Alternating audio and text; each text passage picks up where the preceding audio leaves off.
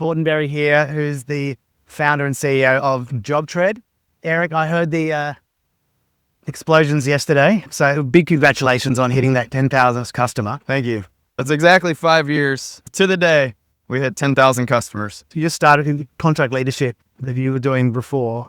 What was the why for you to do that migration, to get into this? And Sure, yeah. I mean, it was a buddy of mine was running a construction company, and he asked me to come help him. They were about 5 years old, doing 5 million in revenue. So they got over that initial 2 million hump. But what they found is that as they continued to try to take on more jobs and keep scaling, they started hitting the ceiling.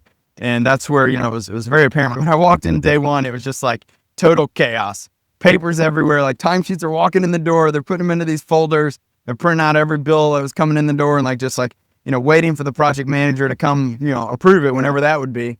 And then from there, once he did, someone would type it into a spreadsheet, then it got typed into this another spreadsheet, and then manually entered into QuickBooks. And I saw the breakdown or the lack of systems and processes. And so it was very apparent that that's what they needed to better scale their business. And so, early on, I was just like, man, look, let me just go find you some software. I'm sure there's something out there. Yeah. And I went and I did a deep dive and I made this massive spreadsheet, the software, the features, pros, the cons, bells and whistles, the cost, what it was going to take to implement. And at the end of the day, I struggled to make a recommendation for them because I felt like a lot of the software out there, which had been around for 15, 20 years. I mean, it's either super antiquated, it's going to be really hard to customize, or it's very expensive. And so I struggled to pick one and to make a recommendation for them. And they're like, well, you're a software guy. Can't you just go build us something?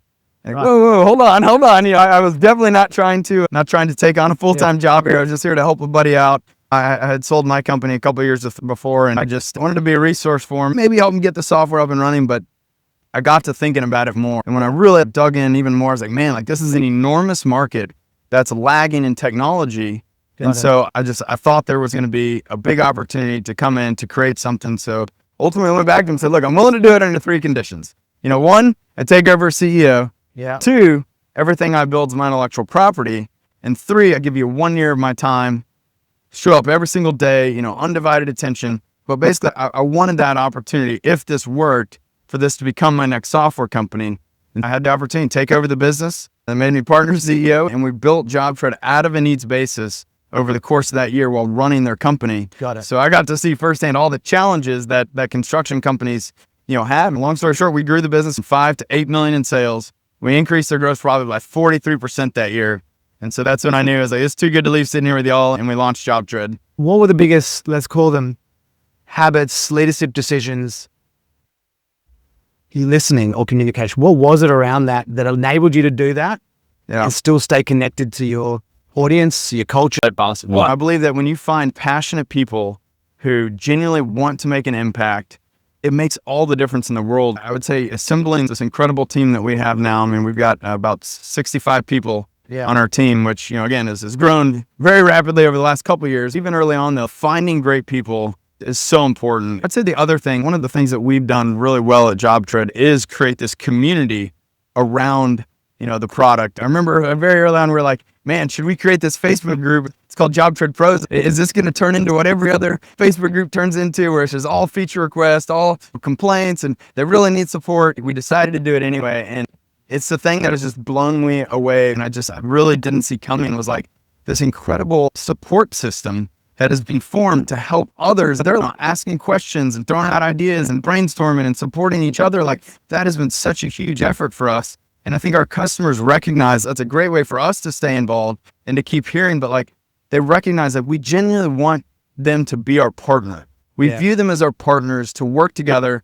We don't have to solve all the problems. What we have to do is make sure we got all the right people around the table, work together to figure out what is the right solution that'll benefit the most number of people. And I think that's really what it's come down to. Let's just chunk down a little bit to those builders, and because you've obviously now listened to, and through your team, but also personally listened to these 10,000 builders as they've bought and implemented. Let's talk a little bit about, and look, we're at IBS at the moment. There's a lot of toys. There's a lot of toys that may become tools, and then a small percentage of those actually create organizational change. Sure. Tell me a little bit about what you believe are the biggest gaps between a builder who buys a tool and, let's call it, adapts it. Sure. to someone who actually creates organizational change? I think it really starts even before they buy the tool. You have to understand what is the true root of the problem they're trying to solve. So when I first took over the construction business, the first thing I did is I went and I started shadowing every single person. I wanted to understand, what is the process for estimating? Why are we not able to hit our target profit margin? I was asking myself that, and I went and I wanted to see how everyone else, was doing their day-to-day currently. Same with the project managers. How come the subs say they show up to the jobs and they never know what to do? What is the problem here? Are you giving them the information? When shattered on the back office. Once you find the right solution that addresses the pain, I'd say that's half the battle, right? Like, you got to find the right tool for the right job.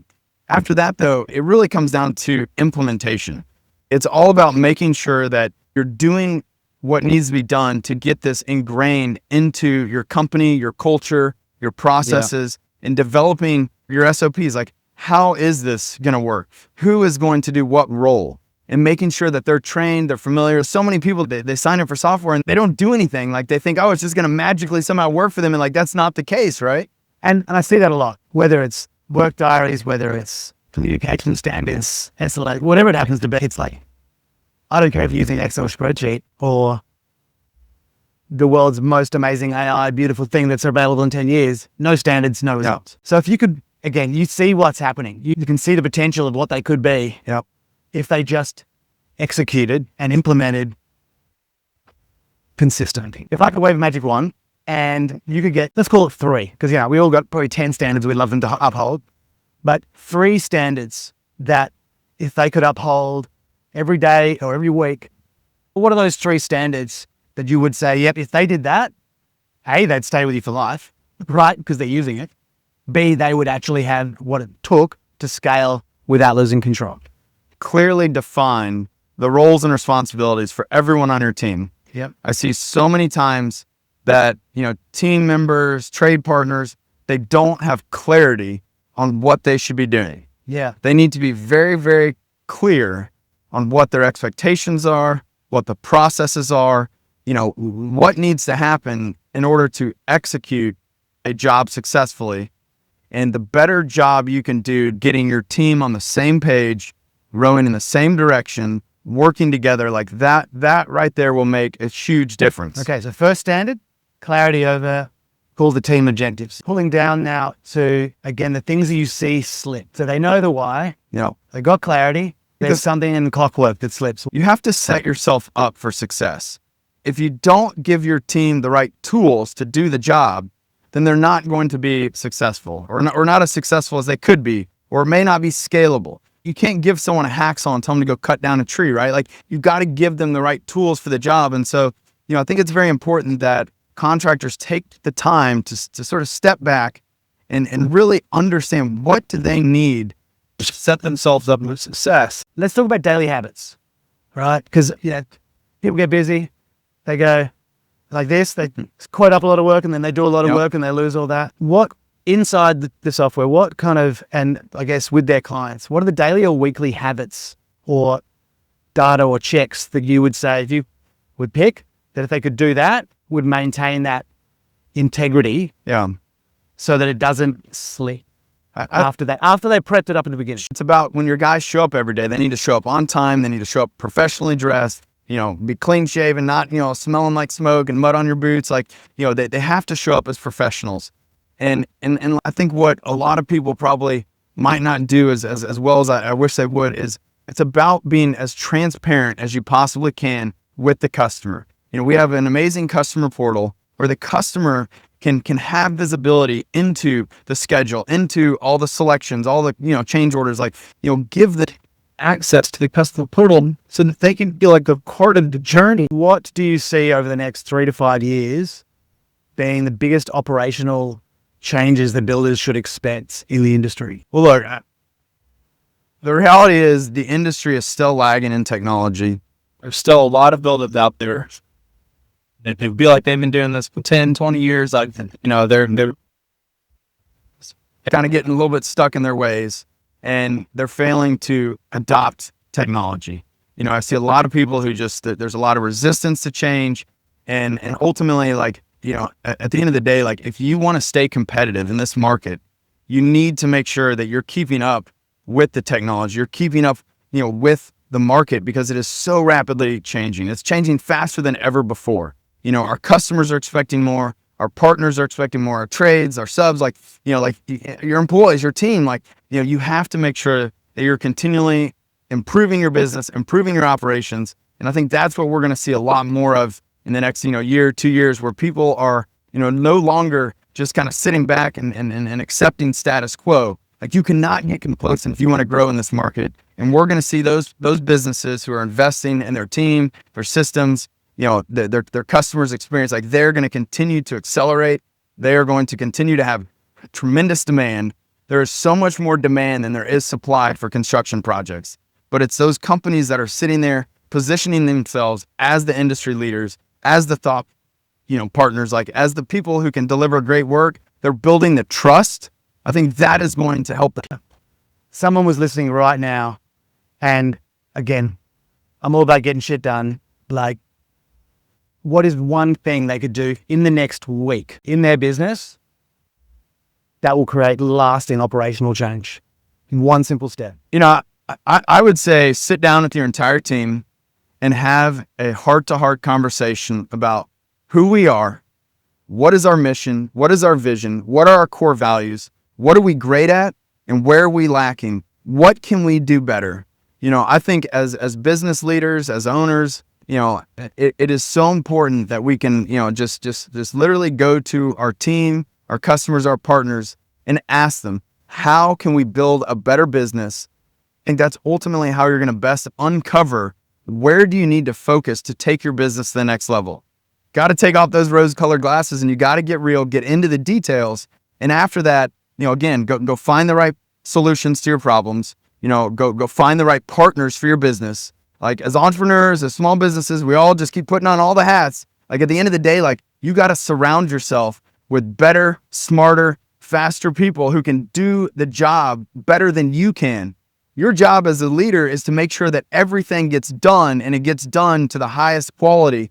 You cannot do that yourself. So finding people like better VAs, Builders VA, like finding, marketing agencies, finding bookkeepers, like whatever it is that you need to get taken to the next level, like, you have to go invest, and you don't always have to hire full time. No, it's asking the who, not how. Am I the only person who can do this? Yes. Right. And again, it's hard. Again, what I love is it's the order of what you said. And I also want any listeners here to know that this is not I'm going to pick the second one and do not pick and choose. It's get your clarity of your vision, clarity of your purpose, the why and the what people are doing. Yep. Once you got that, then you know what hats you're wearing and you know how to take them off. Yep. And then you can ask the who, not how. Exactly. And find the right partners and problem solvers. Look, Eric, it's been awesome. And look, I know that there's a lot of companies out here who would love to see the same kind of growth. And so, to be able to hear some of this wisdom and be able to know where you came from and where you got to and how you listen, I think it's really important. Thanks for jumping on and having a chat and having a yarn with us. And looking forward to many years with JobTread and be able to kind of help out these builders out of their chaos. All right, man. I appreciate you having me on. Thanks for what you guys do to help as many builders as you possibly can, because they really need that support that you guys and your team can provide. It's so important. Again, people, you do not have to go at this alone. There are so many opportunities to find great people, to bring them into your ecosystem. That's how you're going to build a great business. Awesome. Fantastic. Appreciate it. Thanks. Cheers.